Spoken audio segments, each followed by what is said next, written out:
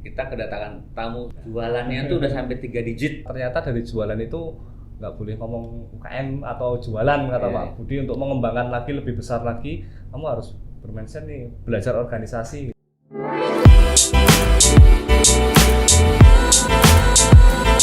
Terima kasih. Bersama saya Paras Nasution, kita ketemu lagi di The Biz Dev dalam K-Talk. Hari ini kita kedatangan tamu super spesial, bukan spesial lagi nih, super spesial buat teman-teman. Kenapa? Satu, datangnya agak jauh nih dari Wonosobo ke sini. Kedua, ini salah satu bisnis saya rasa yang berkembang cukup pesat dari mungkin katakanlah dari titik 0 sampai sekarang. Alhamdulillah. Jualannya tuh udah sampai 3 digit gitu ya. Nah, mungkin banyak yang bisa kita gali. Kita sambut ya kedatangan yang pertama. Mas Reddy dulu nih. Biasanya dari yang senior CEO ya. Saya kasih ke Mas Reddy dulu. Ini Mas Reddy sebagai Operation Manager dan Mas Indra sebagai CEO-nya, gitu ya. Gitu ya? Iya, Pak. Bisnisnya namanya Nasir Corporation dan fokus kepada produk herbal saat ini. Selamat datang nih Mas Reddy, Mas Indra. Terima kasih udah datang ke kita datang. Mau berbagi dengan teman-teman K-Talk gitu. Program kita K-Talk gitu ya. Nah, satu hal nih gitu yang pasti ini kan pencapaian bisnis yang menurut saya yang kita kenal yang luar biasa ya. Dikirimin aja pengirimannya aja tuh udah sampai di atas 10.000 paket per bulan. Mungkin kalau secara total ya kayaknya sih udah lebih dari 3 digit tadi saya bilang. Alhamdulillah. Makin banyak yang kayak gini kan makin maju nih kita negara Pancasila soalnya gitu ya. Oke, jadi sekarang apa nih kesibukan yang sekarang lagi dijalanin di berdua nih? Kemarin dengar-dengar dua-duanya pulang umroh atau naik haji ya kemarin ya? Alhamdulillah. Gimana Mas Indra? Apa nih yang lagi sekarang nih yang jadi kesibukan? Ya kesibukannya ini karena kemarin habis ninggal kerjaan 1 bulan ya kesibukannya ya kerja lagi Pak. Kembali bekerja kesibukannya kerja lagi. Kembali Terus apa ya mengevaluasi kinerja dari teman-teman juga kan, karena 1 bulan ditinggal itu kan karena memang kalau ngomongin bisnis autopilot itu belum saat ini baru masih mulai develop, baru mulai proses evaluasi, learning, terus nanti apalagi nih bikin planning apa gitu. Ini masih sibuk-sibuknya lagi ngevaluasi lah, perbaikan. Oke. Nah, ini menarik nih. Jadi ditinggal sebulan. Oke. Kesimpulan setelah balik tinggal sebulan gimana nih? Aman, terpercaya atau aman terkendali atau gimana nih? Ini bisnis ditinggal sama CEO loh ini. Insya Allah sih ketika aman sih aman. Kondisi aman dalam mungkin bilang revenue gitu ya, insya Allah aman secara revenue, tapi kan tetap harus dievaluasi karena saya harus bilang sama teman-teman ketika saya tinggal tuh saya titip gitu kan, jalankan saja apa yang sudah jadi planning yang dibuat di awal tahun, dijalankan aja, dan harus terus cari masalah gitu kan, harus terus cari masalah agar timbul sebuah solusi di tiap-tiap. Kan ini ada divisi-divisi ya Pak. Iya. Ini dibantu sama Pak Randy juga untuk di operasional, sama ada Pak Eko yang di finance. Ya. Pak Eko itu di bawah juga ada beberapa teman-teman leader secara manajer juga itu kan. Saya nitip ke semua tim itu kurang lebih sekarang ada 20 leader manajer itu. Saya selalu nitip harus cari sebuah masalah. Nah kalau nggak punya masalah itu mungkin kamu yang bermasalah di sini. Jadi yang ditinggal tuh mungkin ada yang bagus nih. Kalau nggak punya masalah, jangan-jangan kamu bermasalah gitu. Itu tips dari CEO nih. Jadi buat para yang lapor ke CEO, tim manajemen, tolong diperhatikan. Selalu cari masalah katanya. Kata-kata klasik sebenarnya. Kata-kata klasik. Oke. Kalau Mas Randy? Kalau dari pertanyaan tadi Pak Paras itu sebenarnya saya yang deg-degan Pak ditinggal. Saya salah jawab ini Pak. Soalnya yang dipercaya. Ya. Alhamdulillah Pak Indra juga ada ngasih kepercayaan ketika ditinggal 1 bulan itu. Saya memang punya target sendiri gimana caranya mencari masalah Pak. Seperti tadi Pak Indra sampaikan. Salah satunya kita mau coba untuk dari pengiriman, mungkin kita punya gudang sendiri, kita coba beralih punya gudang di 5 kota besar di Indonesia salah satunya itu. Dan kemarin memang saya banyak sering komunikasi sama teman-teman kirimin aja terutama nih Pak untuk membahas masalah fulfillment. Nah itu. Terus sering di dalam kantor juga nggak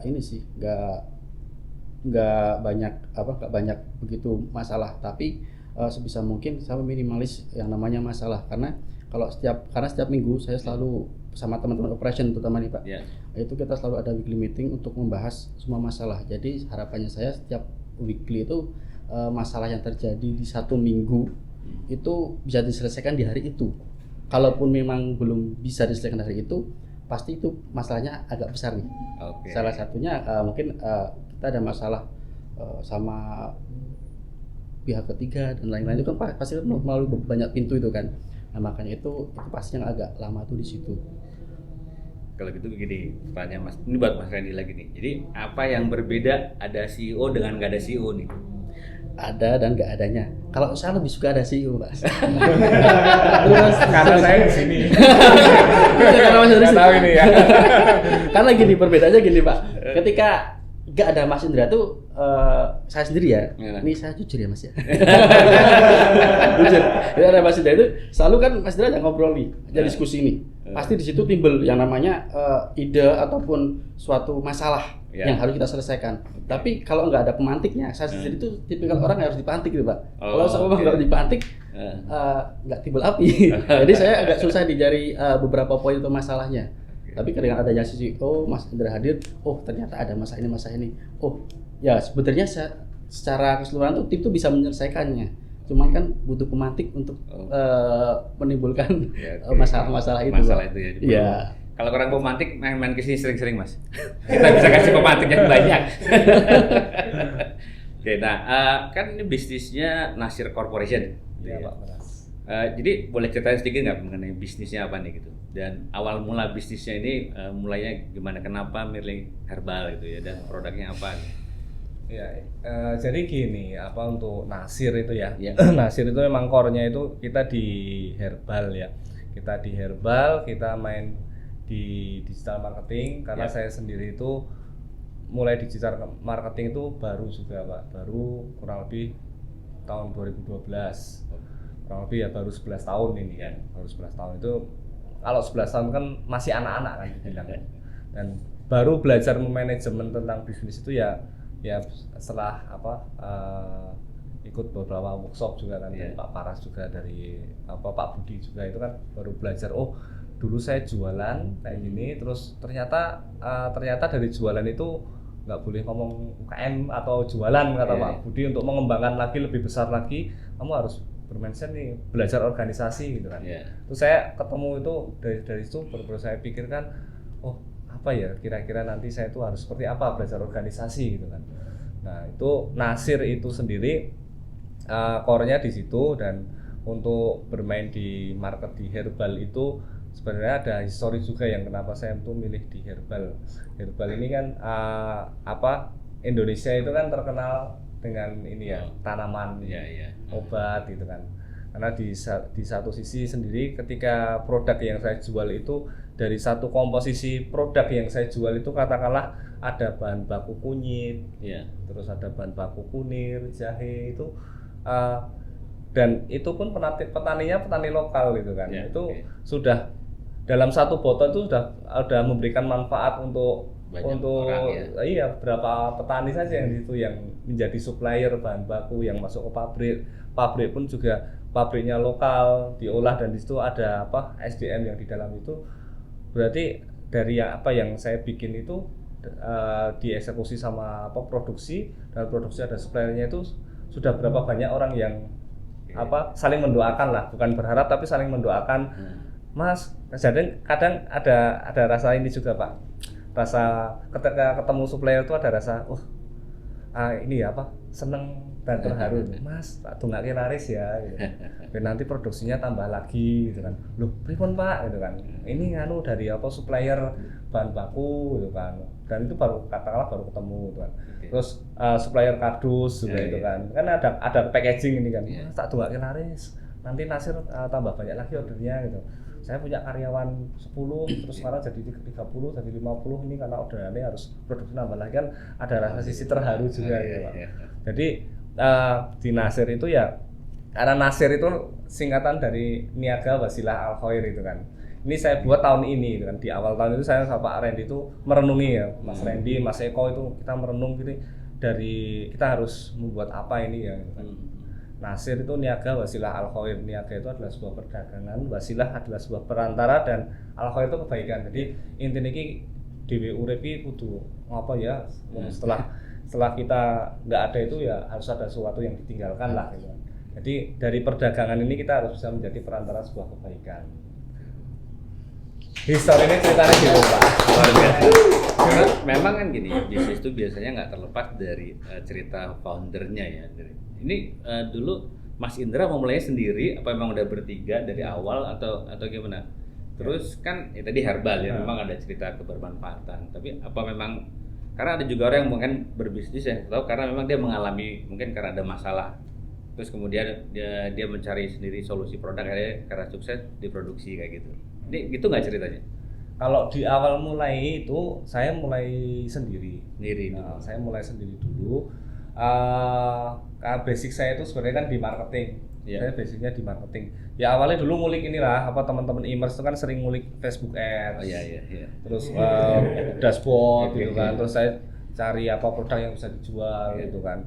Ini belajar dulu kan. Ya semua kan prosesnya itu belajar. Jadi alasan saya masuk di digital marketing itu ada historinya juga. Nah, diceritakan kita podcastnya udah sampai subuh. Subuh. Dari digital marketing itu saya itu dulu apa buka usaha ini baju gitu kan, jualan baju. Terus nah ini kan saya pindah ke Wonosobo itu karena orang hijrah itu kan alasannya dua. Nek enggak bangkrut ya apa kere gitu kan. Jadi dua alasannya masuk ke saya semua gitu kan. Nah, terus dari dulu yang sewa ruko dengan harga puluhan juta, terus jualan baju nggak laku gitu kan. Terus saya pindah ke Wonosobo gitu kan. Karena udah sama orang tua tekanannya udah banyak ini. Udah banyak ini kan. Isin lah wis lah aku tak lungo sisan gitu kan. Ya, Pak, tapi ya tetap pamit itu namanya. Gua anak yang berbakti. Masa ya apa pamit. Terus saya pindah, saya main digital marketing tuh lebih apa efisiensi ngirit cost gitulah. Jadi dengan oh iya ya dulu saya nyewa ruko 20-30 juta terus stok bahan baku sekian. Kalau saya main di digital marketing saya tuh jujur saat itu saya tuh cuman apa bawa kalung sama cincin istri saya, cincin nikah itu karena wis apa ya itu tadi alasannya enggak bangkrut ya kira itu. Cuman ada yang itu yang bisa saya bawa itu tahun 2012 saya bawa ke Penggadean gitu kan. Digadengnya itu 1.800.000 kalau nggak salah gitu. 1.800.000 itu start saya memulai itu kurang lebih tahun 2012. Nah itu ya itu untuk apa biaya apa ambil produk sama iklan gitu kan. Nah itu terus apa ya itu dikompon aja dari perputaran modal itu jadi ya bahasannya ya wis apa prihatin sih ya Dik. Puasa sih gitu. Terus tahun 2018 mulai agak melek ke nge-set up organisasi 2018 ya waktu Mas Randy itu ya. Berarti ketemu Mas Randy 2018 ketemu Mas Randy. Saya kenal sama Mas Randy itu ya jujur Mas Randy lagi goreng tempe ya. Serius sama serius. Mau jualan di Prambanan Jazz gitu kan, jualan nasi megono sama tempe itu. Mas kan. Nah, kok di Jogja gitu kan. Saya kira orang Jogja itu. Saya aslinya Wonosobo itu temennya adik saya. Oh ya terus cerita-cerita ngobrol lebih lanjut. Dulu kerja di perusahaan di Jogja di store itu.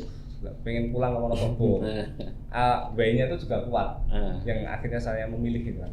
Intinya saya butuh didampingi Mas. Saya didampingi, saya tuh tipikal itu kan dominan banget ya kalau DIS saya dominan banget dan saya kreator banget ya. Tapi butuh ini apa orang yang bisa mensupport ide-ide saya. Dan Mas Randy ini alhamdulillah ketemu Mas Randy, Allah membutuhkan saya Mas Randy, ketemu sama Pak Eko yang bisa saya itu marketing, saya cari duitnya, Pak Eko yang ngatur duitnya. Nah, Mas Randy yang mengaplikasikan ide-ide saya. Aku punya ide, punya ini coba kayak planning ya. Terus tadi satset gitu kan. Sudah sampai sekarang alhamdulillah ada partner. Pak Eko saya Pak Randy. Pak Eko dan Pak Randy. Jadi udah bertiga ya. Maksudnya secara pilarnya udah hampir mengcover semua sebenarnya. Nah terus Mas Randy waktu pertama lagi goreng tempe itu gitu. Terus sampai mau gitu diajak kan waktu itu belum apa-apa kan. Gini Pak, dulu kan sebelumnya kan saya kerja di salah satu perusahaan juga di Ambarukmo Plaza di store, dan alhamdulillah saya juga dipercaya handling dua store juga di area Jogja. Terus saya resign, setelah itu sebenarnya masuk BUMN. Masuk BUMN? Ya, masuk BUMN sebentar, cuma 6 bulan karena ya salah ada tidak kecocokan di sana. Di situ saya dipertemukan sama adiknya Mas Indra. Di situ kan adiknya Mas Indra itu suka main band. Nah di situ kan ya kita satu genre juga di dalam musik. Main musik sedikit, ngobrol-ngobrol tentang itu, terus tanya, Ren, kamu bisa buat tempe kemul nggak? Bisa. Apapun bisa pada saat itu Pak. Gimana caranya biar bisa hidup di Jogja gitu. Terus ya alhamdulillah pada saat itu juga masih trial itu Pak di rumahnya Mas Indra ini, masih trial sama adiknya buat mendoan. Sedikit ngobrol sih, nggak banyak ngobrol sama Mas Indra, tapi setelah itu adiknya nawarin saya mau nggak join di tempat kakak saya gitu. Oke, cobalah kita trial dulu. Sebenarnya saya bingung Pak, ini bisnis apa sih? Serius Pak, akhirnya saya bingung bisnis apa sih ini. Itu masih bisnis immerse waktu itu? Iya. Masih segala produk dijual itu ya? Enggak, itu udah immerse Pak? Udah mulai satu produk. Udah satu produk? Iya, saya 2018 udah mulai ngerti branding gitu kan, ngerti, coba belajar organisasi. Nah ini dengan organisasi yang udah saat itu berapa ya? 30 apa 40 ya? 30-an lah ya, 30-an itu. 30 orang. Saya butuh ini tangan kanan gitu kan yang bisa untuk mengaplikasikan itu. 2018 mulai itu produknya apa? Udah langsung belum. Dulu ada produk juga itu namanya Tradislim produknya. Brandnya namanya Tradislim. Tradislim itu market di produk diet. Oh, produknya. Terus sekarang kan udah nggak lagi tapi Tradislimnya masih dijual? Masih ada. Masih ada juga ya? Ada. Ya. Nah, kalau awal mulanya sampai fokus di produk ini bacanya gimana? Xiaoping Z. Ya, Xiaoping Z. Ini produknya Xiaoping Z gitu ya. Kapsul XYZ. Ya. Ini gimana ceritanya nih? Ini cerita lagi. story lagi. Ini sebuah story, ini kan cerita story. Jadi awalnya itu dari jualan immerse foto loncat gitu kan saya, terus ngerti belajar, bukan ngerti ya, tapi sampai saat ini pun masih belajar branding juga gitu kan, belajar brand tuh. Itu awal mula di Tradislim 2018 sampai 2020. Nah 2020 itu ekonomi Indonesia sedang dihantam sama namanya pandemi COVID. Ya. Nah itu kan banyak struktur bisnis yang morat-marit lah yang berubah gitu kan. Dan di situ ini Mas Randy juga sudah ada di situ saat itu. Dan saya cuma bilang sama teman-teman, karena produk diet yang saya jual ketika COVID itu orang udah nggak butuh obat diet gitu kan. Udah puasa semuanya gitu kan. Karena dengan keadaan yang dulu ada lockdown, ada itu kan orang udah pergerakannya udah, katakanlah diet itu kan termasuk kategori produk yang obat diet itu kategori produk yang lifestyle juga kan. Nah, dari situ penjualan turun terus kan. Sedangkan kita kan pengusaha itu kan berharap kapan selesai gitu kan. Tapi kalau cuman berpangku tangan diam saja ya nggak nemu solusi. Sedangkan di kapal saya menamakan organisasi katakanlah kapal analoginya gitu. Di kapal saya itu ada penumpangnya ini kan. Ada penumpangnya, dan ini mulai penjualan udah mulai turun terus gitu kan. Nah, ini terus inovasi. Apa yang kira-kira produk yang bisa dijual ketika pandemi gitu kan. Ketika keadaan seperti ini apa yang bisa dijual dengan keadaan market yang turun gitu kan. Saya kan risetnya, kalau saya riset tradisional Pak. Riset tradisional itu katakanlah ada beberapa teman-teman yang jual immerse, yang jualan produk diet itu, piye penjualanmu gitu kan. Piye, wah medun iki. CPR-nya bagus kalau bahasa dashboard gitu. CPR-nya bagus tapi closing rate-nya turun gitu kan. Turun terus gitu kan. Terus akhirnya saya memutuskan riset kan. Ada beberapa produk yang kita riset juga kan. Dulu ada obat gurah juga gitu kan. Karena isunya dari yang gembor-gemboran pemerintah kan itu ada ini apa penafasan gitu kan. Nah itu wah ini bisa masuk sini nih. Terus ada ini termasuk di wasir juga, ini kan produk obat untuk obat wasir ini. Jadi gimana caranya jualan produk yang saat itu orang dalam keadaan ekonomi apapun itu tetap beli gitu kan. Nah terus muncul ini nih obat wasir, yaitu ini kan namanya ke Cina-Cinaan ini ya, kayak obat Cina itu kan. Makanya image-nya juga kan Xiaopingxi gitu. Bahasanya juga ada bahasa Cinanya gitu. Ya. Xiaopingxi. Bacanya gimana sih? Xiaopingxi. Terus muncul produk ini. Ini melalui apa? Kan kalau di produk itu ada BPOM sama Haki itu ya. Jadi masuk ke Haki kalau nggak salah ya. Ada minta lembaga translate gitu kan. Karena bahasa asing gitu kan. Lembaga translate yang diakui yang ditunjuk sertifikat untuk ini. Untuk mengartikan apa sih ya? Artinya ini sebenarnya obat wasir. Artinya langsung ya obat wasir. Itu obat wasir gitu. Ini hanya butuh cap aja Pak.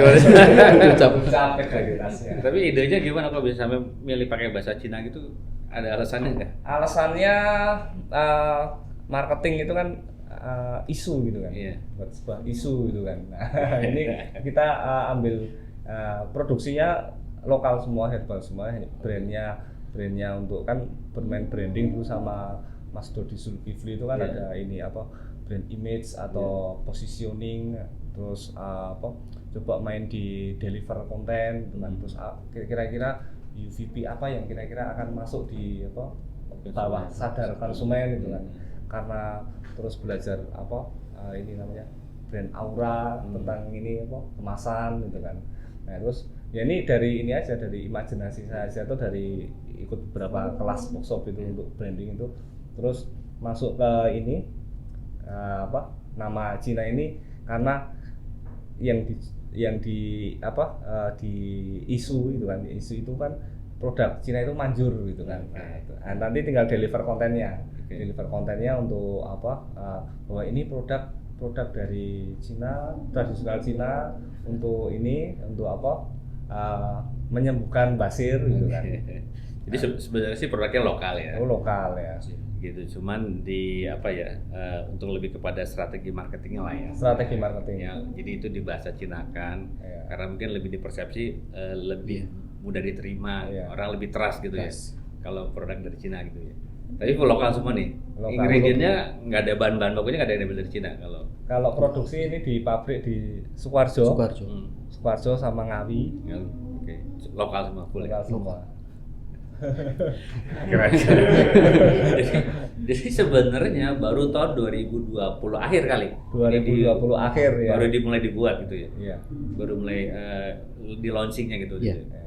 2020 akhir, 2021, 2022 baru 2 tahun di pengirimannya aja, lewat kirimannya udah lebih dari 1000 paket sebulan gitu ya. Wah, luar biasa. Ini kalau total boleh spill kan nih. Total berapa nih kan? Total pengiriman gitu, total paket sebulan total ya. Mungkin saya nggak nanya omset dah gitu ya. Kalau boleh kasih sedikit angka buat motivasi orang gitu. Alhamdulillah sih sampai detik ini ya Pak. Iya. Alhamdulillah sampai detik ini kita masih konsisten di angka produk core-nya aja di angka 75.000. 75.000 per bulan. Ya. Masya Allah. Itu masih berulang karena nomor satu tadi doanya para petani ya kan, doanya para yang packaging gitu kan, termasuk doa teman-teman dari kirimin aja gitu kan, supaya 10.000-nya jadi 75.000 tercapai dalam waktu tidak sampai setahun. Oke. Jadi apa nih kira-kira kok bisa dalam waktu cepat gitu ya? Jadi kira-kira apa nih effortnya, langkahnya gitu kan? Langsung melesat nggak sih gitu dari awal karena memang tadi jago digital marketing itu langsung melesat atau gimana? Enggak juga sih Pak. Jadi kalau dibilang cepat sih semua proses ya Pak ya. Karena proses dari awal saya jualan, jadi jualan pernah di ruko, terus pernah di alun-alun, Asungan gitu. Terus proses develop ini 2 tahun, mungkin sekarang hampir jalan tahun 3 ini kan. Itu dibilang ya tambal sulam tim, terus ada proses drama juga kan tambal sulam gitu kan. Pasti ada proses sebuah drama, terus proses belajar fokus juga untuk mendalami satu produk. Karena kan tahun kemarin itu saya memangkas ada jualan ada 14 brand atau berapa itu saya pangkas dari 9, saya pangkas dari 7 jadi 3, terus akhirnya mengerucut ke satu produk dan fokus jadi dulu kurang lebih 40-an tim itu mengerjakan 9 brand terus fokus ke satu produk. Ya itu karena belajar juga dari SPM kelas Pak Budi itu kan karena harus benar-benar mendalami roadmap produk. Dan itu alhamdulillah dengan fokus ke 4 produk di satu produk dengan 4 SKU ini kita lebih mendalami loh. Jadi kan customer itu kan jadi lebih tahu untuk evaluasinya ke produk ambient. Customer itu ternyata beda-beda juga perlakuannya itu kan. Ambient itu ada yang wasir, ambient itu ada beberapa tipikal juga gitu kan. Jenisnya itu beda-beda. Bukan cuma satu wasir. Ambien itu cuma ambien nggak ya? Jadi ada yang mengalami perih, ada yang mengalami benjolan, ada yang takut BAB. Terus ada yang kalau ini kan ada produk foam juga sabun itu untuk yang kan ambien itu kan sering kumat itu kan. Jadi kumat itu karena kotor. Jadi ada foam itu untuk membersihkan, membersihkan agar membersihkan iritasi. Jadi kumannya nggak nempel lagi. Jadi lebih untuk menjaga gitu kan. Jadi secara sekilas mungkin secara besarnya sebenarnya ini power of focus ya. Karena sebelumnya tadi 2020 mulai merasakan turun bisnis, tapi waktu itu masih menghandle sekitar 9 brand itu ya. Sampai kemudian akhirnya fokus cuma ke satu brand. Dan begitu satu brand fokus sama produk wasir ini gitu ya. Itu jadi ikut membantu melesatkan ya. Karena semua orang jadi fokus cuma sini aja gitu ya. Semua tim sini gitu ya. Jadi kemarin juga dengan fokus ke satu brand aja kan sempat 3 kali jadi trending topik produk di TikTok gitu. Di trending topik di produk di TikTok, terus akhirnya kan banyak affiliate yang nempel ini kan. Nah ini karena ya itu semua tim yang awalnya kurang lebih 4 atau 5 tim kreatif itu handle 9 produk, terus jadi fokus ke satu produk itu kan hasil risetnya kan lebih dalam.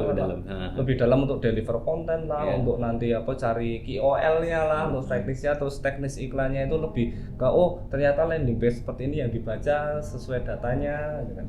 Itu kan semua kan fokus gitu kan. Ya alhamdulillah ternyata ya ini fokus gitu kan. Fokus. Tapi ya kita mau fokus tuh strategi brand, mungkin dari CEO bilang kita ada fokus putusin satu brand. Operasionalnya gimana tuh? Apa yang berbeda nih dengan jadi fokus? Apa yang mendukung supaya bisa tadi nih dalam waktu 2 tahun bisa sampai menjelang 100.000 paket sebulan ya gitu. Dari sisi operasional yang jelas ini Pak, karena saya kan under tim sales itu di bawah saya juga Pak. Jadi saya menekankan ke mereka itu ya salah satunya belajar dari Pak Parah juga. Belajar dari siapa? Belajar dari siapa? Pak Parah. Parah juga.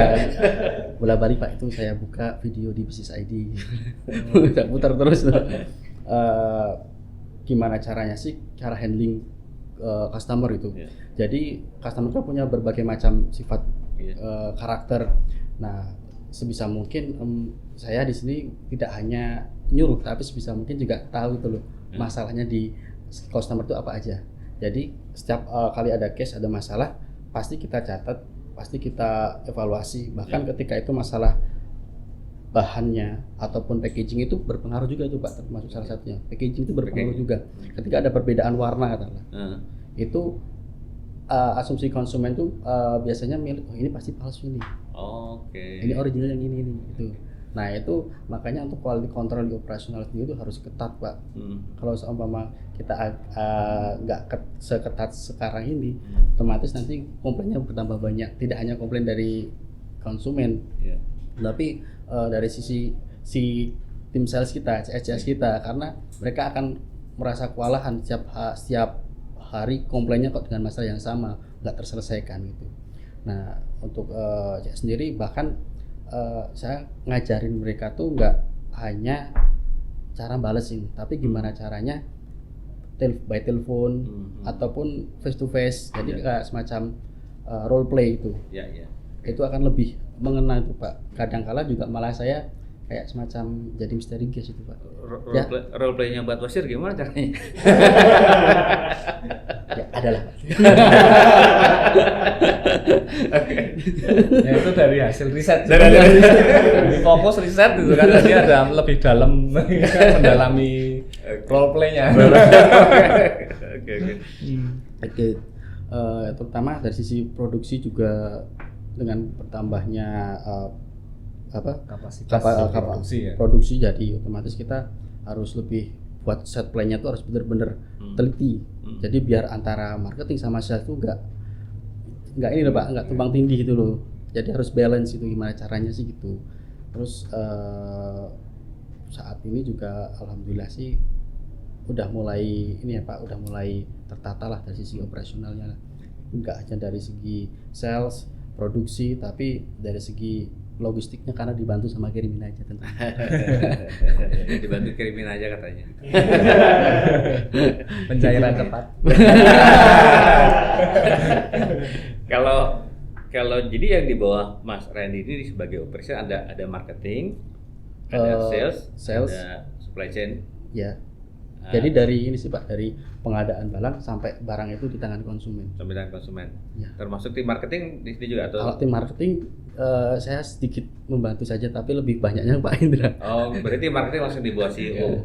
Oke, jadi makanya operation itu membawahi salesnya ya. Salesnya itu, terus kemudian supply chain ya. Supply chain atau logistiknya. Terus pabrik. Pabrik ya. Ya. Pabrik sama satu lagi marketplace Pak. Oh, marketplace. Kok marketplace? Marketplace maksudnya gimana? Karena beliau yang develop. Marketplace. Jadi kan dulu kan dapat sales nih dari Bapak CEO. Dari gimana caranya Mas untuk marketplace kita tetap ada saluran pendapatan kita, tapi dengan sales yang bisa lebih dibanding yang lainnya. Coba bisa nggak dengan cost biaya marketing itu rendah. Ya alhamdulillah 3 bulan itu, di bulan ketiga alhamdulillah growth berhasil. Pada saat itu revenue 1M, budget marketing sekitar 80 juta. Di marketplace-nya ya? 1M 80 juta. Wih, keren banget ya. Nggak sampai 10%. Nggak sampai 10% ya. Luar biasa, padahal orang operation ya. Pada saat itu gini sih Pak, sering ngulik Pak. Oke. Power fokus jadi ngulik. Tapi ini operation yang saya temui pertama yang jualan di marketplace, dia yang bertanggung jawab nih. Baru ini ketemu gitu, jadi keren sekali lagi. Kan kalau sekarang ini kan bisnisnya modelnya B2C gitu ya, dan masih fokus online. Berarti channelnya ada di marketplace, ada di Facebook, TikTok, Google, Instagram juga. Ada reseller gitu nggak? Nggak ada ya. Oke. Kalau lihat dari perkembangan yang cepat gitu ya, jadi kira-kira kan gini, saya ngeliat banyak memang bisnis yang cepat itu. Salah satu problem tuh kan biasanya kapasitas ya. Kapasitas ada 2 nih. 3 malah, satu kapasitas keuangan, satu kapasitas produksi atau supply biasanya, memang kapasitas manusia. Ya, biasanya karena kan begitu cepat orang kurang rekrut aja gitu kan. Nah, ini kan belum tentu langsung cocok gitu. Orang masuk onboardingnya bisa 3-6 bulan gitu. Ini ngalamin nggak kemarin? Ngalamin Pak, ngalamin juga. Jadi dari 2023 ini ya, Januari itu tim di angka kurang lebih 50. Sekarang di angka 167, berarti kan 3 kali lipat. Dan ya memang dari sisi operation, dari sisi finance, dari sisi SDM, alhamdulillah selama perjalanan itu Allah menemukan saya orang-orang yang tepat gitu kan. Jadi kan bukan saya yang hebat gitu kan. Ketemu dengan orang yang tepat juga. Dan juga tim SDM itu dari HR itu komplit ininya, jadi bisa saling mengisi juga. Ada yang HR bagian proses, ada HR bagian rekrut, dan ada GA itu klop juga, alhamdulillah bisa klop juga. Dan turnover tetap ada, turnover karyawan itu di angka kemarin di angka 2 atau 3% turnovernya. Terus jadi kalau di online itu memang kan saya masih main B2C itu kemarin memang ada batas learning cost ya, learning cost untuk katakanlah advertiser gitu kan. Advertiser itu learning cost 3 bulan dengan kurang lebih budgetnya sekian gitu kan. Jadi memang ada pembatasan juga. Katakanlah untuk tim sales atau CS gitu kan, itu kurang lebih di 2 bulan. CRM juga 2 bulan. Jadi memang dibikin standarisasinya memang saya bikin sama teman-teman juga ngasih banyak masukan juga dibikin. Jadi itu yang sistem standarisasi itu yang membantu untuk growth dengan menjaga rasio. Jadi ini salah satu kuncinya tadi ya, standarisasi tadi ya, standarisasi di rasionya ya, yang jadi pegangan buat tim untuk pengembangan gitu ya. Tapi kan standarisasi itu kan karena udah ada pengalamannya, udah jalan, gitu ya. Oh karena memang sebelumnya kan juga memang udah pemain digital marketing ya, jadi udah ada knowledge di sana. Nah yang kalau kayak tadi kasusnya waktu Mas Randy ngembangin di marketplace gimana? Kan berarti sebelumnya belum ada di sana kan? Belum. Itu gimana? Tips triknya kenapa kok bisa 3 bulan itu ceritanya sebagai ahli marketplace gitu. Nanti kalau saya ceritain semuanya jadinya saya buka workshop. Itu nanti selanjutnya kita bikin. Seri kedua ini. Intinya Mas Randy itu dulu manajer segala apapun yang harus dilakukan kan.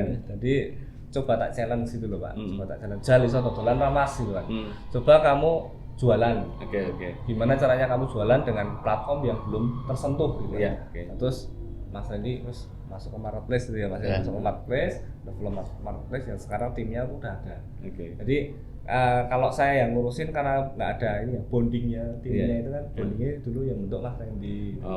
Saya sama saya nanti enggak saya salah ngomong nggak bubar timnya. Jadi kan berarti ini ada channel khusus jualannya di handle sama Mas Randy gitu ya untuk marketplace. Berarti dia pakai Shopee, Tokopedia, all channel, all marketplace. Masuk semua ya? Masuk semua. Tapi tetap dominan masih di orange sama ungu. Orange sama ungu. Iya. Kalau saya sebut aja sih. Nggak apa-apa. Semua juga saya tahu. Oke.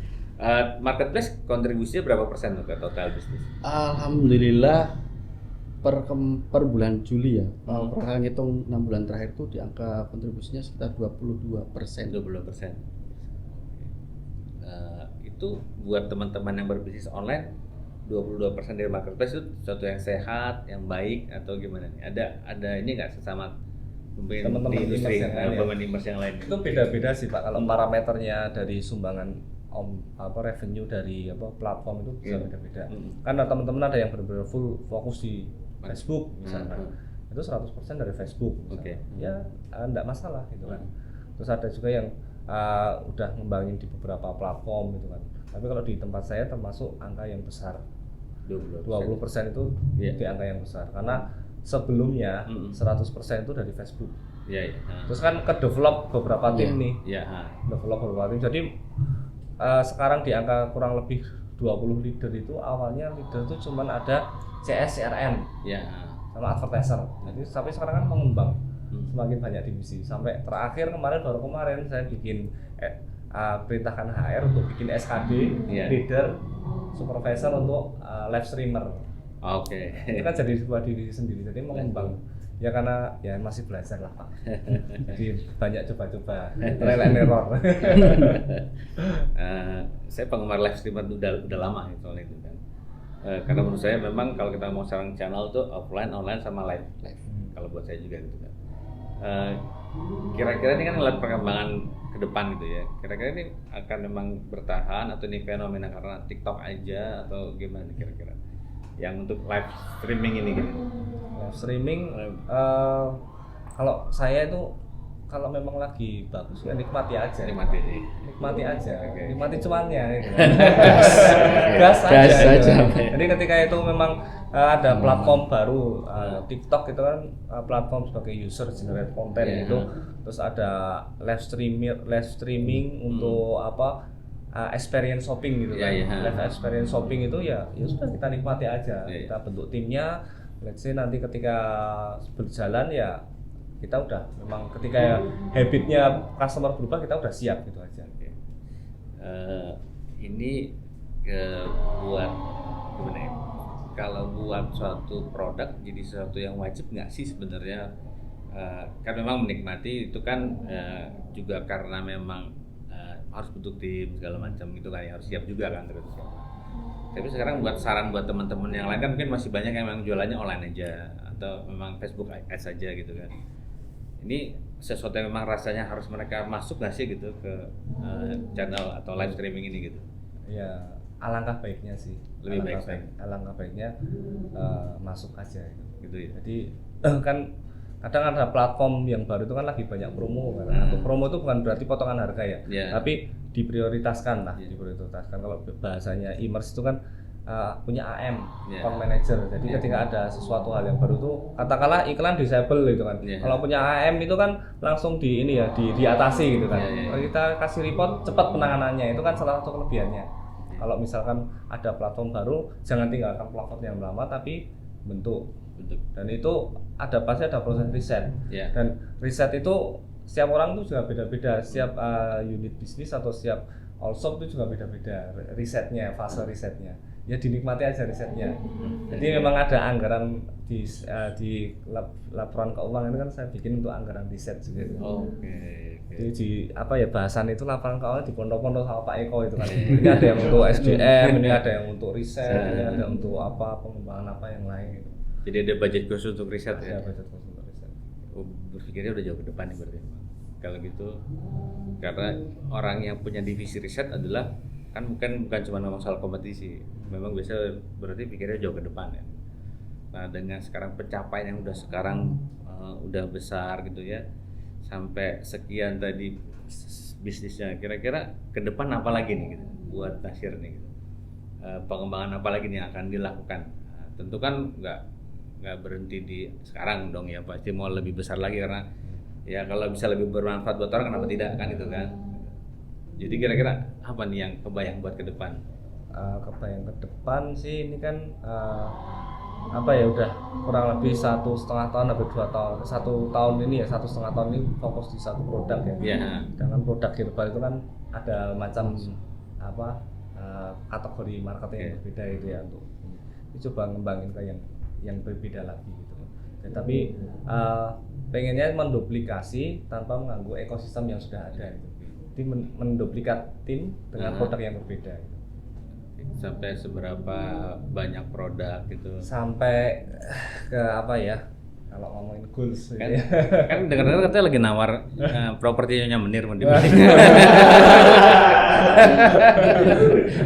Ya bismillah insya Allah, tapi ya lagi nyelengi dulu. Nyelengi itu bahasanya ngompon modal dulu aja. Yes. Itu tadi ya. Pengennya ini juga masuk ke lini produksi juga. Jadi kalau udah produksi kan produk kita belum ada di market offline ya. Sedangkan kalau di market offline tuh kalau e-commerce kan biasanya jual gitu kan dengan harga itu kan belum kompetitif ya di market offline. Tapi cuman pikir kan belum tidak produksi katakanlah, terus pengen masuk ke lini produksi gitu kan, terus memperbanyak produk gitu kan. Kalau goalsnya itu minimal kayak Sido Muncul, maksimal Unilever gitu. Bismillah. Amin. Kita doakan supaya dalam waktu cepat menjadi seperti Sido Muncul. Amin. Dalam waktu maksimum 10 tahun udah bisa sebesar Unilever gitu ya. Amin. Palingan nyatanya udah bagus sekarang itu kan, ada tujuan, karena itu nggak semua orang juga bisa menggambarkan tujuan ke depan menurut saya gitu ya. Jadi punya gambar ke depan tuh jadi ya bagus memang ya langkahnya gitu kan ya.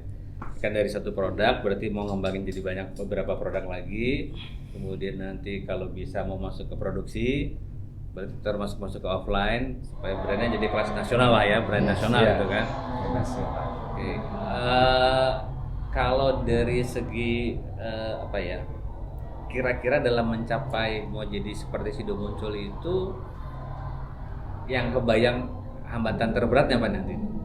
Hambatan terberat Pak berat ini hambatan terberat ini masih saat ini sih jujur masih dalam proses ini SDM itu masih dilengkapi. Oke. Proses develop SDM, Hmm. proses apa? Karena nanti ketika ada brand baru lagi itu kan SDM juga sudah siap gitu, Yeah. develop untuk timnya. Gitu. Jadi kayak Salah satu. kelihatannya yang penting ini dari segi SDM lah ya dilengkapi. Tapi kalau segi operasional kebayang nggak dari Nasir Corp sekarang menjadi sudah muncul apa yang mesti disiapin gitu? Banyak Pak. Banyak Pak. Karena kan kapan lalu itu sempat belajar juga sama ikut kelasnya Pak Farah juga ya, Yeah. lalu distribusi. Dan dari situ juga kan udah kebayang nih betapa bukan ribet ya Pak, tapi betapa nikmatnya kalau seumpama kita udah bisa masuk ke dalam channel offline, terutama itu masuk ke apotek-apotek, masuk ke Yeah. toko herbal, bahkan sampai ke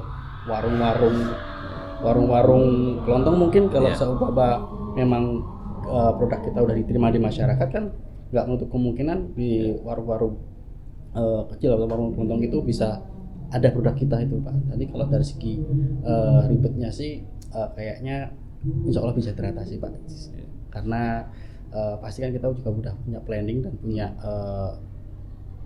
dan punya partnership ataupun tujuan yang memang itu untuk menuju goals kita gitu.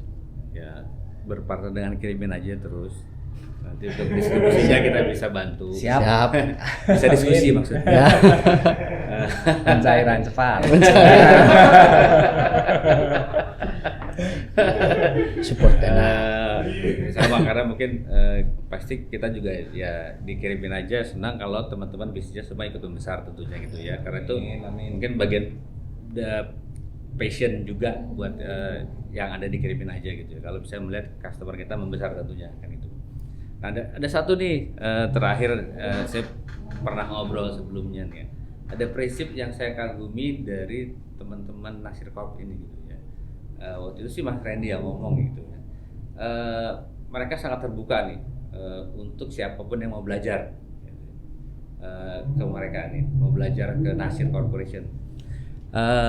Karena ilmu itu bisa di-copy, rezeki tidak bisa dipaste, gitu ya. Gitu. Itu maksudnya itu prinsip yang memang dijalankan sehingga banyak orang datang belajar atau gimana? Memang sampai bisa keluar filosofi yang bagus banget tuh menurut saya. Rezeki apa tadi? Strategi ini bisa dikopas tapi rezeki tidak dipaste. Oh ya. Ilmu bisa dikopas, Ya. strategi bisa dikopas, tapi kalau rezeki nggak bisa dipaste gitu. Jadi yang mau belajar ke Nasir Corporation tinggal hubungin nih Mas Randy, Mas Indra, saya mau ke sana gitu. dan memang ada juga beberapa teman yang datang ke sana ya. Kemarin ya ikut belajar ke sana gitu ya. Dan itu memang gini, memang terbuka aja nih buat belajar apa aja atau gimana nih. Saya mau ngirim ini student soalnya. Harus ngirim listnya dulu Pak. Bisa dicek listnya dulu, kita cek dulu enggak. Jadi gini sih Pak, saya juga belajar juga dari Pak Indra juga, bahwasanya Pak Indra juga sering sharing ke teman-teman UKM terutama ya di lingkungan Wonosobo itu ilmu yang Pak Indra dapat itu di-share ke mereka. Dan alhamdulillah Pak Indra juga nggak pelit masalah ilmu, tinggal bagaimana eksekusinya. Dan di sini kan materi kan mungkin ketika kita duduk untuk mendengarkan sebuah workshop paling nggak semuanya full tuh dapat kita cerna itu Pak, paling hanya sedikit 10% lah. Nah begitupun juga teman-teman ketika teman-teman belajar itu udah kita share semuanya, tapi belum tentu eksekusinya tuh bisa sesuai dengan yang kita harapkan tuh Pak. Jadi kuncinya tetap berusaha dan selalu berdoa. Prinsip yang luar biasa dari Mas Randy dan Mas Indra gitu ya. Karena kalau ngajarin orang itu kan misalkan ya Pak, bukan ngajarin lah ya bahasannya, kok ngajarin terlalu kayak guru ya. Tapi sharing ya. Misalkan ada sesuatu yang baru, terus piye Mas praktek, saya praktekin, terus saya sharing itu ibaratnya kayak murojaah itu kan mengingat lagi gitu kan. Diceritain sama temen, terus ini saya kemarin melakukan teknik seperti ini, terus hasilnya seperti ini. Intinya kan tinggal cara mengeksekusinya aja kan. Teman-teman. Itu apalagi ketika masalah ngomongin teknis dashboard, Facebook Ads, TikTok ataupun Instagram itu kan Ya coba dengan perlakuan tiap produk kan beda-beda. Iya. Produknya bisa sama, caranya bisa sama, rezekinya bisa berbeda. Dan rezeki itu kan datang dari langit. Iya. Terus sok bijak ini. Oh, kayaknya anak muda tapi bijak nih gitu ya. Tapi memang bijak kok. Saya pernah waktu ke sana, kita pas azan itu sholatnya kita ke masjid. Begitu katanya ada ini nih apa namanya, ada piket gantian azan kalau di sana gitu ya. Ya betul. Jadi masya Allah. Jadi saya rasa mungkin nggak terlepas pasti dari kepribadian masing-masing gitu kan ya. Yang tadi kalau kita lihat dari awal selalu ingin menjadi yang bermanfaat ya, tadi kebermanfaatan. Dan selalu mengatakan tadi semua dikembalikan semua datangnya dari Allah, dari atas gitu ya, dari langit gitu katanya. Jadi yang penting usaha dan eksekusi. Makanya nggak pelit untuk ngajarin orang gitu ya. Karena pada akhirnya begitu eksekusi itu udah usaha masing-masing sih gitu ya. Masing-masing. Gitu ya. Itu yang mungkin juga memang susah dipaste, makanya rezekinya belum tentu sama juga kan gitu ya. Tapi maksudnya gini, ini memang terbuka buat siapa aja, maksudnya orang untuk datang belajar atau gimana maksudnya? Siapa tahu habis dari sini nih kan pendengarnya banyak nih gitu. Jadi kalau mau nih kontak IG-nya Mas Indra apa? Indra Prawita Alam. Indra Prawita Alam, udah Di-follow. centang biru. Mas Randy, Saya juga udah centang biru, Pak. Randy Centang biru. Centang biru juga. 140.000.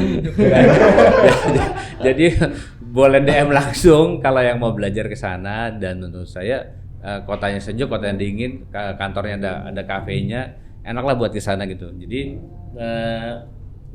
jadi ini saya nggak apa-apa ya mempromosikan bahwa yang mau belajar dari sana terus datang kirimin aja, belajar lagi nggak apa-apa, atau belajar dulu kirimin aja terus ke sana, itu sama-sama terbuka.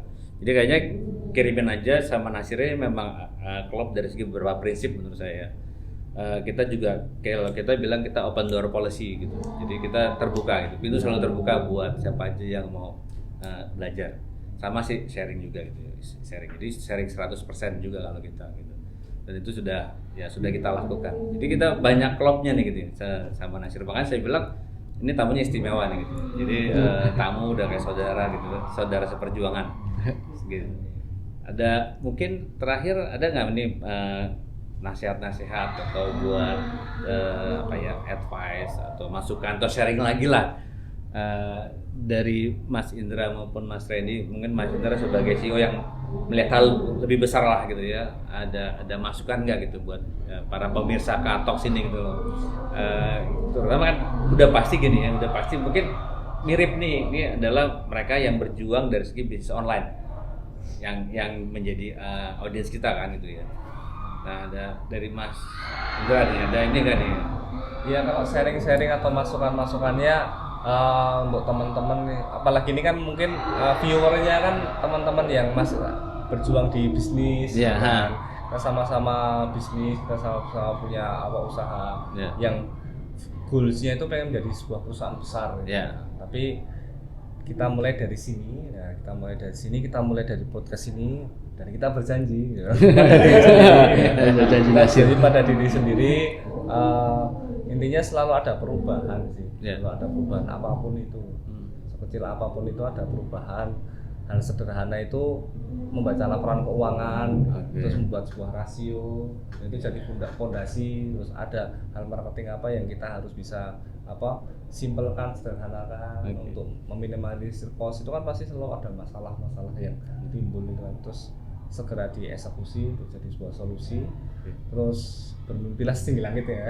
Pak Paras itu kan harus membuat sebuah visi yang besar gitu kan. Indonesia. Bermimpi setinggi langit dulu teman-teman. Mulainya dari sana sebagai seorang CEO atau founder gitu kan.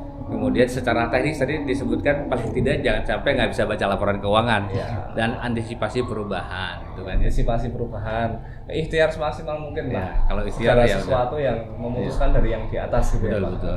Jadi enjoy aja hasilnya. Berarti kita gitu. Ikhtiarnya gitu kan ya. Kata-kata hari ini Pak. Kata-kata hari ini. Nanti saya kasih kata penutup buat Nasir. Dari Mas Randy apa nih? Mungkin kalau dari sisi operation ya Pak, terutama kalau kalian teman-teman pengen besar. Mulailah dari hal yang kecil. Jadi ketika kalian ingin menjadi perusahaan yang besar, dari segi lini-lini paling bawah coba lebih detail dipetakan lagi karena ada banyak masalah di bawah ketika kalian mau menuju ke atas. Mas Randy bijak banget di sini. Latihan. Ya, terus selalu kosongkan gelas dan selalu ingat kalimat Allah, Inna ma'al usri yusra, bersama kesulitan pasti ada kemudahan. Masya Allah. Jadi kita dapat banyak motivasi nih dari memang ya mungkin memang waktu kita dengar karena mereka udah membuktikan ya jalannya sejauh ini ya, dan mudah-mudahan terus ada sukses gitu ya sesuai dengan apa yang direncanakan, malah mungkin bisa lebih cepat gitu ya. Kalau dari saya sih mungkin menurut saya gini ya, kalau melihat mimpinya tadi kan mau jadi kayak Unilever atau tadi Sido muncul dulu. Yang saya lihat kalau bisnis sekarang saya dari perusahaan multinasional gitu kan ya. Awal kerja saya tuh di Procter & Gamble, sama lah kayak Unilever gitu ya. Nah mereka adalah bisnis yang membesar dengan cara lebih banyak akuisisi. Jadi memang udah besar gitu ya. Terus kemudian biasanya membesarkan lagi itu dengan cara mengakuisisi. Jadi ini bisa dijadikan salah satu ya cara gitu ya ketika mau membesar, satu mendevelop produk yang ada gitu kan, atau misalnya mengakuisisi. Karena akuisisi ini bisa banyak gitu. Apakah brand lagi, produk lagi, akuisisi jaringan retail misalnya kan, siapa tahu mau beli Alfa misalnya gitu kan. Itu kan juga salah satu cara bentuk akuisisi untuk membesarkan bisnis kan gitu. Nah ya kalau soal nanti dana dari mana, nanti Allah Maha Kaya ya, jadi dikasih jalannya kan itu kan, yang penting usahanya kan. Tapi mungkin itu salah satu yang bisa dipikirin. Mungkin salah satu juga yang menurut saya mungkin bisa dipertimbangkan lah, kemarin kita diskusi. Karena sekarang pemerintah juga mendukung untuk UKM ini atau bisnis untuk bisa IPO. IPO ini berarti menyiapkan diri. Nah, kalau saya lihat timnya kan cukup komplit. Ya, memang nggak gampang lah. Maksudnya ini kita ngomong konsep dulu gitu ya. Jadi bisa jadi salah satu sebagai bridging untuk menuju cita-cita menjadi Sido muncul dan Unilever-nya. Gitu loh. Saya ingat ada postingannya Pak Budisman, mendingan punya 10M tapi 100% punya kita, atau bisnis valuasinya 100M tapi kita cuma punya 10%. Terus pilihan nggak ada yang benar, nggak ada yang salah, tergantung passion kita dalam membesarkan bisnisnya kan gitu kan. Jadi mungkin itu yang bisa apa ya, ini kalimat bijak saya hari ini buat mereka yang sudah bijak soalnya gitu kan. Mudah-mudahan ya bisa ya, kalau itu dilihat sebagai satu langkah gitu, ya, dengan kolaborasi partner ya, karena akhirnya kan kalau besar juga perlu funding, perlu dana gitu. Nah, mencari sumber dana ini adalah salah satu seni juga gitu. Dan karena visinya besar, mungkin dari sekarang bisa mulai dipikirin. Kalau visinya mungkin kecil ya nggak perlu sampai ke sana, tapi mungkin jadi satu bridging yang bisa dipakai. Mumpung menurut saya sekarang ini tadi ininya mendukung, ekosistem mendukung, pemerintah mendukung, dan lebih mudah menurut saya gitu. Itu salah satu masukan ataupun kalimat bijak dari KA Talks hari ini gitu ya. Terima kasih nih Mas Indra, Mas Randy.